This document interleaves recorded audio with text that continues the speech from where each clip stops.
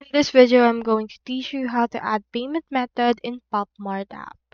So you can do this by going to your application, or you can also head over to this website. Head over to popmart.com, and then from in there you should be able to see this. Make sure to log in into your account. Now from in there, click onto this account icon that you can see, and then from in there you can see all of these options right there. So what you can do is we can head over here to our account settings. And then after that, you can see this account settings for subscribing, deleting, and the likes.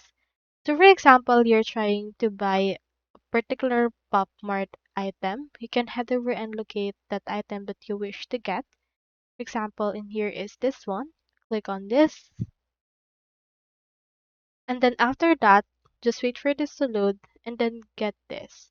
You can use this by going to Google Play or App Store, and on the checkout page, you can just head over and then add your payment method through that way. It can be card or depending on the region that you're in is Apple Pay or Google Pay.